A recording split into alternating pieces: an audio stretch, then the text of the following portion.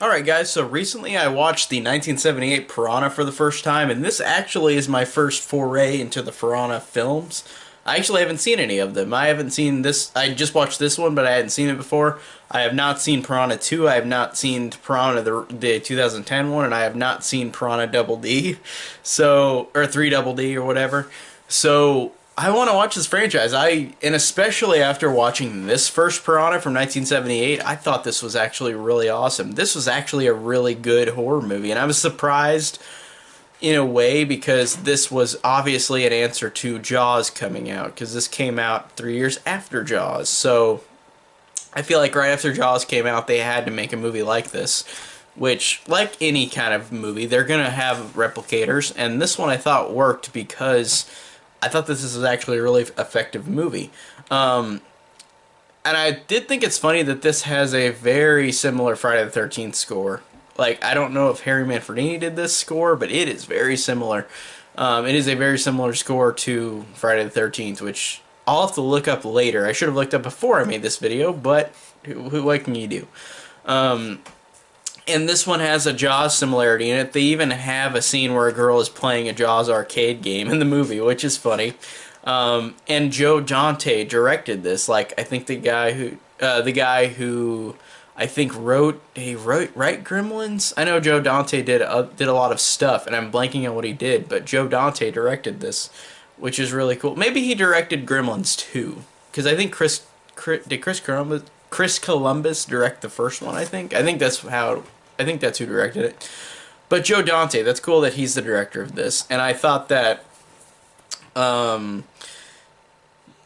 I thought that in this, like, it really worked effectively, like, in terms of piranhas, which are really scary creatures. Um, and there's a really jarring scene of this at the beginning of this scene at the pool where, like, it's like the Jaws opening where, like, these characters are in the pool and then the piranhas, or maybe they're not even in a pool. I watched this like a week ago. I can't remember, but they're in some form of water, and the piranhas come and kill them, like the beginning of Jaws kills the girl. And I thought that it actually was effective. But there's a couple moments where it's really weird because the piranha in this, like, they can walk on land, which in terms of how they look is really weird because there's a scene where these characters are investigating in this building, and, like, a piranha is walking around and you see it in its full stop motion glory, and it doesn't look that great. It looks really weird. But the basic plot is it's about this character Maggie, and this character Paul searching for the kids killed at the beginning, and, like, they're trying to figure out what's going on.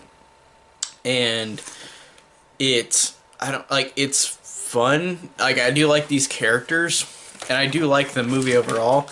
And there's some interesting things that happen. Like, there's a piranha that starts a car and runs it over the hill and crashes. I thought that was interesting.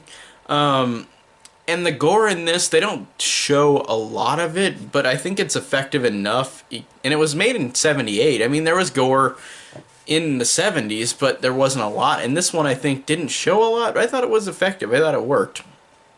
And in water, it worked too, like the use of not showing much. Because the piranhas, whenever they're zooming in on somebody, they're zooming in and they're biting. You can't really tell what's going on. But there's also a lot of shenanigans with, like, Maggie and Paul. Like, Maggie flashing a guy saying, "It's Superman!" And, like, she flashes her boobs at him because she's trying to distract this guy because they're trying to get information. And it's so weird. Like, it's funny, but it's just so out there. And I do like how this movie had a personality to it. Like, that, to me, probably takes away that integrity to make it like Jaws, but that also gives it an entertainment value. I do like that this is very entertaining. And it does have a self-aware sense of it, this movie. And if Joe Dante directed, like, Gremlins 2, I could see the very similarities with, like, the self-aware meta, like, jokes. Not as much in this one, but I could tell the directing style. And there's an actual creepy scene that really did work for me where these kids are in the water being attacked by piranhas, and there's like a scene of like all these people getting attacked and hurt by piranhas, and like there's a scene where a girl just gets dragged underwater and she just disappears, and it works. It's effective and creepy. I really love that, and I love how at the end, even though it's unrealistic how long Paul is underwater, this character goes underwater to try to like poison with the chemicals like in the water in this flooded area. Like he goes under to open it up and flood the and poison all the piranhas in the ocean. But it's really fun with him going underwater and having them all attack him while he has to go and turn the wheel and try to open the valve for these chemicals to come out. That really was effective, and that really worked a lot.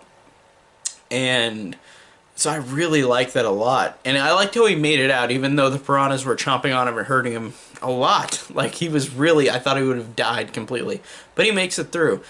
And I do like how it ended. I did like that a lot. But the ending has a weird last moment where, like, this character related to, like, the company that had the piranhas, they're like, she's talking to interviewers like with cameras, and like they're saying like, do you think it'll happen again? And she's like, there's nothing left to fear. And then she just smiles at the camera, and then it just has the credits roll over while you see the red ocean. Okay, that was a weird thing to do, and I guess that makes sense because there is a Piranha 2 directed by James Cameron, I might add, which I have not seen, but I'm excited to see because that's the only James Cameron movie I have not seen. But I just thought that was a weird, like, ending where, like, the character's like, there's nothing left to fear, but yeah, there is. There's gonna be another sequel, or another movie, so I thought that was pretty funny. So Piranha overall had a lot of really scary and effective moments, and I like these characters, I like their shenanigans, I liked how it had a self-aware, like, humor to it, and I did think that it was legitimately frightening in a lot of ways. Like, there were a lot of good moments with the piranhas, like, they were actually scary, but there were some silly moments, too.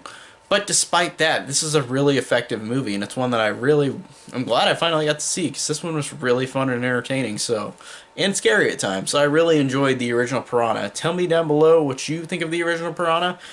Check out my other recent videos, and thank you guys so much for watching.